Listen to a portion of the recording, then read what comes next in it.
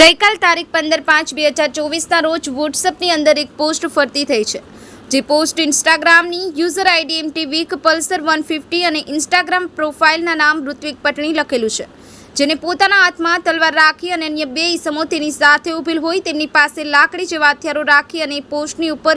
એવું લખેલું છે કે જેનાથી મુસ્લિમ સમાજની લાગણી દુભાય અને પાલનપુર શહેરની શાંતિ દોડવાના પ્રયાસ કરેલ હોય માટે આવા ઈસમો ઉપર તાત્કાલિક પગલાં લઈ પૂર્વ પોલીસ સ્ટેશન અરજી કરવામાં આવી।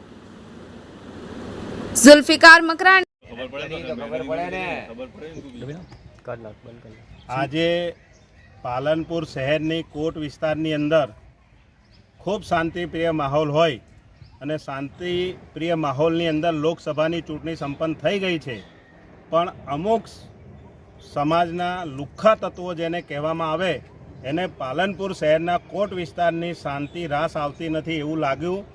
ગઈકાલે અને પરમ દિવસે રાત્રે 12 વાગે ઇન્સ્ટાગ્રામ ઉપર અને કાલે વોટ્સઅપ સોશિયલ મીડિયા ઉપર એક મુસ્લિમ સમાજની લાગણી દુભાય એવી પોસ્ટ એક ઋત્વિક પટણી નામના વ્યક્તિએ નાખેલી હતી અને જેને લઈને પાલનપુર સિટીના કોટ વિસ્તારનો માહોલ બગડી જાય તેવી સંભાવના થઈ હતી। માટે આજે અમે મુસ્લિમ સમાજના જાગૃત યુવાનો અને બનાસકાંઠા જિલ્લા કોંગ્રેસ માઇનોરિટીના ચેરમેન હું સાજિદ મકરાણી, મારી સાથે વોર્ડ નંબર 5ના કોર્પોરેટર અને બીજા શહીદભાઈ જેવા તમામ આગેવાનો સાથે મળી અને સમાજની અંદર કોઈ ગેરકૃત્યુ ન થાય, સમાજનું નામ બદનામ ન થાય અને પાલનપુર શહેર કોટ વિસ્તારની અંદર તમામ સમાજના લોકો રહે છે। મુસ્લિમ સમાજ હોય, દલિત સમાજ હોય, દેવી પૂજક સમાજ હોય, માલધારી સમાજ હોય, અન્ય નાના નાના સમાજના વર્ગો અહીંયા રહેતા હોય, કોઈપણ સમાજ વિશે આવી ટિપ્પણી ન થાય અને આ જે ટિપ્પણી કરવામાં આવી છે તેને લઈને અમે પાલનપુર શહેરના પૂર્વ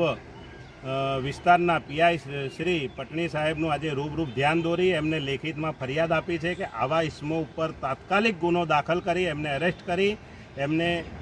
સજા કરવામાં આવે, જેથી કરીને ફરીથી કોઈ આવું પગલું ન ભરે, આવું કૃત્ય ન કરે અને કોઈપણ સમાજની અંદર વર્ગ વિગ્રહ ન થાય। માટે અમે આજે એમને લેખિત ફરિયાદ દાખલ કરવા આપી છે અને સાહેબે ખૂબ સારો અમને સાથ અને સહકાર આપ્યો છે અને તાત્કાલિક એના ઉપર કાર્યવાહી કરવાની ખાતરી આપી છે।